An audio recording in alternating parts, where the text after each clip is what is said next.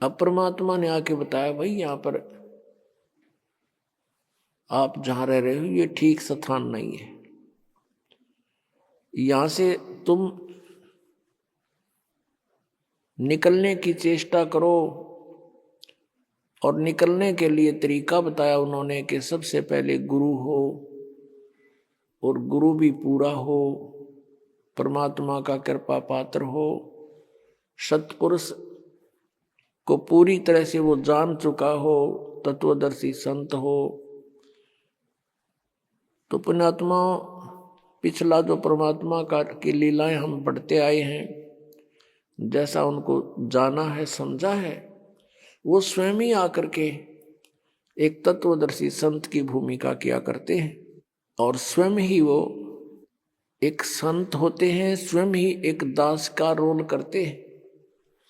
हमारे लिए उदाहरण छोड़ देते हैं कि आपने यदि भक्ति करनी है, संसार की मान बढ़ाई को नहीं देखना, सर्व ब्रह्मांडों के मालिक होते हुए, सबके दाता होते हुए, एक छोटी सी झोंपड़ी में पूरा जीवन एक जनसाधारण की तरह व्यतीत करके चले गए।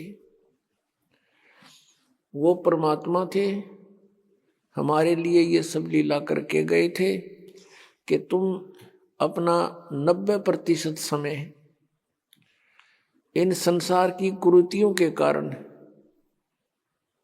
संसारिक रीतियों के आधार से तुम व्यर्थ करते हो। जैसे मकान बनाने की होड़ स्पर्धा लगी हुई है, या फिर विवाह शादी के अंदर बहुत ज्यादा खर्च करते हो। जिसके पास पैसा है वो तो खर्च कर देता है, लेकिन निर्धन व्यक्ति फिर देखम देखा वो कर्जवान होता है। उस तरह की क्रियाएं उसने भी करनी पड़ती हैं, और फिर वो परेशान रहता है। पैसे वाले व्यक्ति विश्व में 1% भी नहीं होते, और वो सब रीतियां बिगाड़ देते हैं। आप देखते हो ये मीडिया में टेलीविजन और फिल्मों वाले कितनी बकवाद के ढंग से विवाह शादियों का प्रदर्शन करते हैं, जिसको देखम देखा समाज में भी वही बिजली गिरती जा रही है। तो हमने इस परमात्मा को पाने के लिए उनका प्रत्येक आदेश मानना पड़ेगा। उनके द्वारा दिए गई जो गाइडलाइन है, निर्देश है, उनकी पालना करनी पड़ेगी, तभी हम सतलोक जा सकते हैं। अब वो सतलोक कैसा है? शंखों लहर मेर की उपजे, कहर नहीं जा कोई, दास गरीब अचल अविनाशी, सुख का सागर सोई। शंखों लहर मेहर की उपजे, और कहर नहीं जा कोई। अब गरीबदास साहिब जी जो परमात्मा उनको मिले थे, सचखंड सतलोक लेकर गए थे, उन्होंने परमात्मा से परिचित होने के उपरांत परमेश्वर की महिमा को कलम तोड़ ढंग से लिखा है, बोला कि शंखों लहर मेहर की उपजे, और कहर नहीं जा कोई, दास गरीब अचल अविनाशी, सुख का सागर सोई। शंखों लहर मेहर की उपजे, जैसे कभी किसी समय कभी कभी ऐसा होता है, एकांत स्थान पर बैठे हों, आत्मा के अंदर एक ऐसी हिलोर उठती है, सभी अपने से नजर आते हैं, किसी के प्रति द्वेष नहीं रहता। शत्रु ने कितना ही हमें सता रखा होता, कई बार उसके प्रति कोई द्वेष ही नहीं रहता।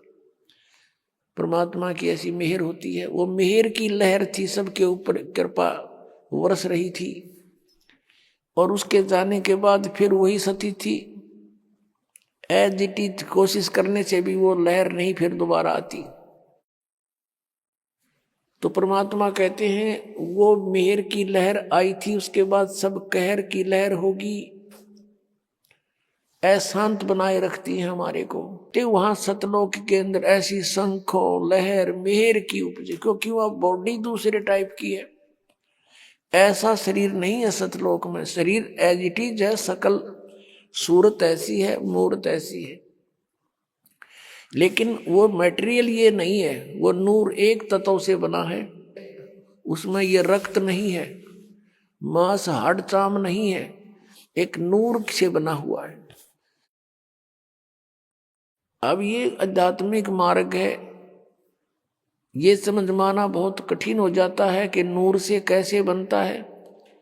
अब जैसे ये शरीर 5 तत्वों से बना है, कैसा रूप है इसका? 5 तत्व कौन से हैं? पृथ्वी, आकाश, अग्नि, जल, वायु, ये 5 इसके। इसमें ये 5 कहीं नजर नहीं आ रहे, कहीं नहीं दिखाई देते। ऐसे ही एक नूर से वह हमारे शरीर बनते हैं। उनमें ना बीपी हाई होता, ना कभी लो होता, ना कैंसर होती, ना किसी प्रकार का कोई संसारिक झंझट, वहां कोई काम नहीं आपको। और यहाँ फुर्सत नहीं, यहाँ के देवताओं को भी 1 सेकंड की, सबकी गृहस्थी, सबके साथ यही खाना पीना, पेट भरना और धंधा करना। सारा जीवन प्राणी इस शरीर के पोषण में ही व्यतीत कर देता है।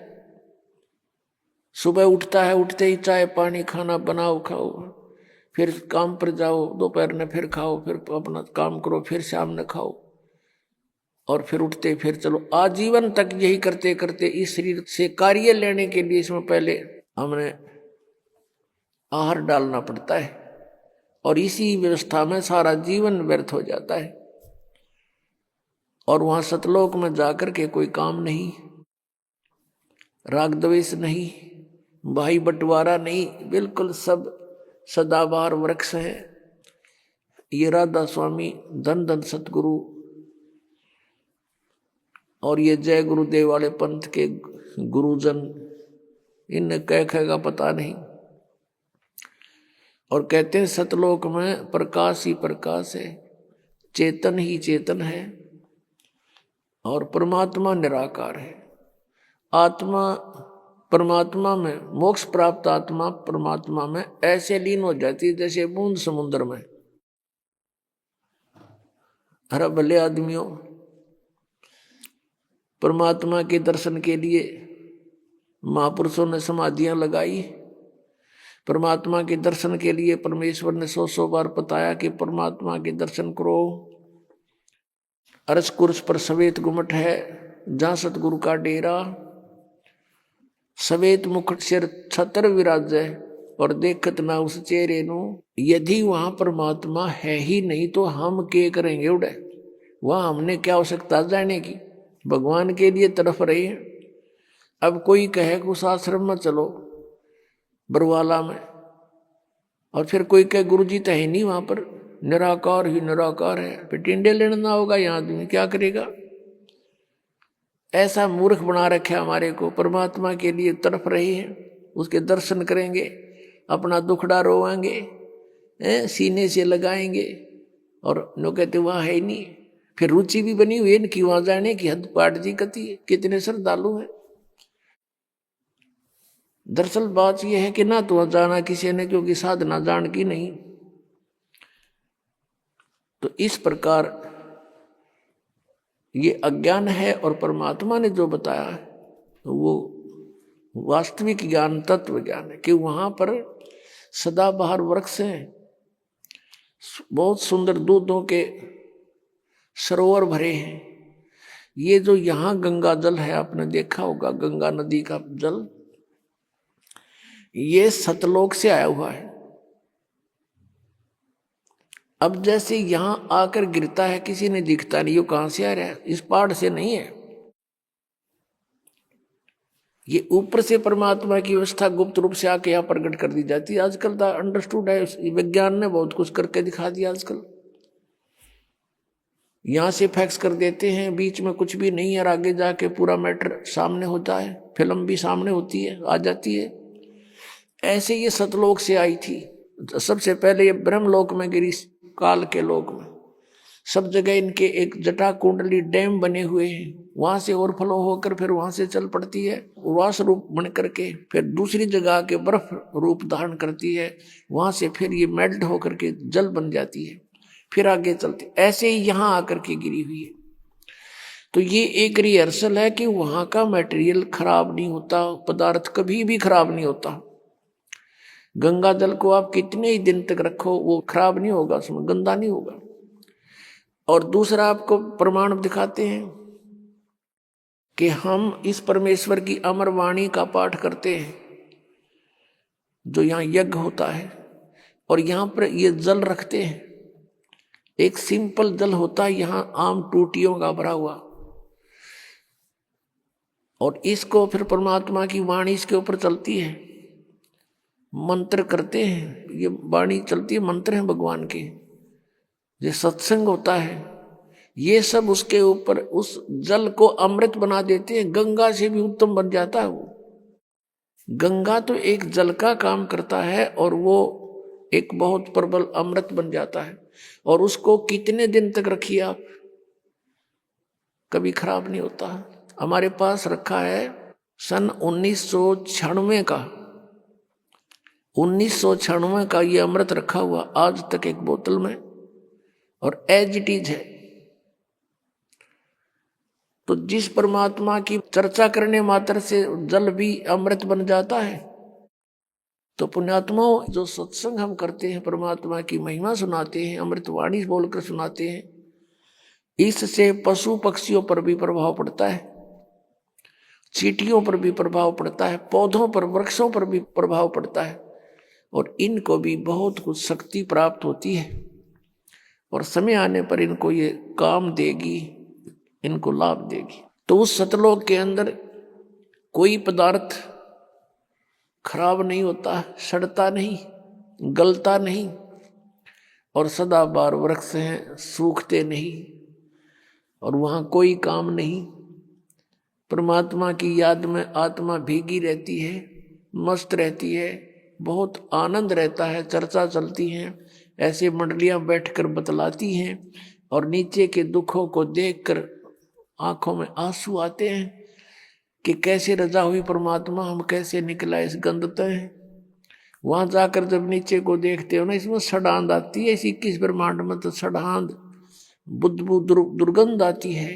गरीबदास साहिब जी ने लिखा है कि लख योजन तक जात है या दुनिया की गंध दुर्गंध। इस पृथ्वी लोक पर रहने वाले प्राणियों के अंदर से निकल रहे ये बदबू, कहते हैं 1 लाख योजन लगभग 12 लाख किलोमीटर ऊंचाई तक इसकी बदबू जाती है, स्मेल, बैड स्मेल जाती है। तो पुण्यात्माओं, इस प्रकार की विवेचन से आपका मन परमात्मा की तरफ आकर्षित होगा और यहां से चलने की तैयारी करोगे। अन्यथा हम इसी व्यवस्था को फाइनल मान चुके हैं, मृत्यु तो होनी ही है, लेकिन मृत्यु से पहले बच्चों का विवाह हो जावे और इनको भी भगवान संतान दे दे, इनका रोजगार ठीक हो जाए, फिर हम बेशक मर जावे। हमने इतना फाइनल कर रखा, बस ये हमारी फाइनल सोच है।